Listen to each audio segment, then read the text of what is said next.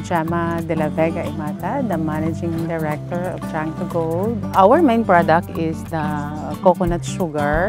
The major challenges that we face before creating the enterprise is wala nato na makmais ang ato ang coconut industry, especially here in Misamis Oriental.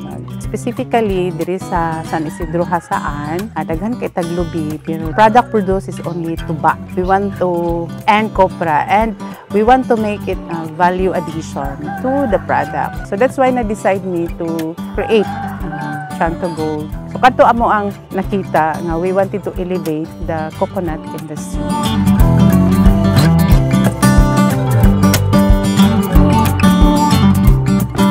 Looking back, 7 years ago, malaki na yung difference ng facility namin. When we started a very humble beginning, compared ngayon na nag-mechanize na kami. Malayo pa pero malayo na din yung narating namin.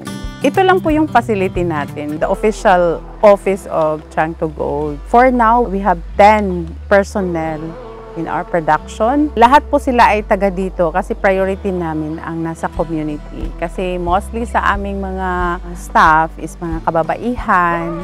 Malaki ang impact ng FSSI sa amin kasi that time, we are looking for a partner who can address our needs like the working capital. Mahirap kasi sa amin to survive sa operation kasi yung suppliers natin, we are paying them weekly basis. Our sales comes after a month, so nahirapan kami. Doon na side, FSSI came. Other engagement with FSSI is the training, the capacity support. When it comes to our partner toppers, we involve them in the training. Regularly, nagtitraining kami on GMP. Ma-ensure natin yung quality, assurance natin na our produce is quality product since we are into food. Malaki ang kaibahan nung economic situation ng isang tao if the income is stable.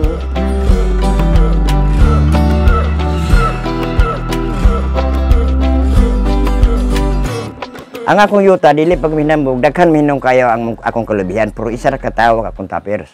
Every day, mukuha ko 24 galon sa 24 hours. Yun ni arang-arang ang dagan sa akong mga tapers, kaya nga no, hayahay na makayang swidlo kay kada semana naman. Sa una, ma'am, kuhan mo ko. Anang sawa po ko na ng contraction mo akong trabaho. Ang sa contraction good, inadlawan mo ko 300 ang adlaw nako. Nya sa pagkakaroon din ni ang akong simana og ako lang ginang lahutayan og di lang gikapuyon. Mudagan ba akong simana og 4,000 og padong sa 5,000. Ang ako lang gikuan giatiman ako nga akong tapers nga makasupply din sa ilan ni mga pagsaka. Mura akong giatiman nga mabuhi po dagi ang mga pamilya. Pangando sa ko nga musyo pa nga mo kuopin niya. Aro sakat sila sa ilang negosyo kay usama ba ako ka board sa din hindi. Focus kay kog tabang din ko nga makadugang og produkto. Punta ang kaning co-op namo din mo taas pa kay para sa akong bata kay akong makanday nga makahumagi akong bata.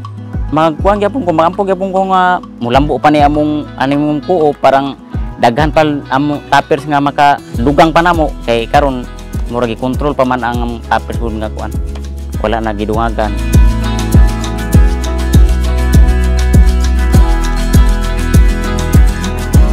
Para sa amin yung impact is not just on the monetary but also the partnership of giving them the opportunity, linking them to government agencies like anak nila, nililink namin through to scholarship program.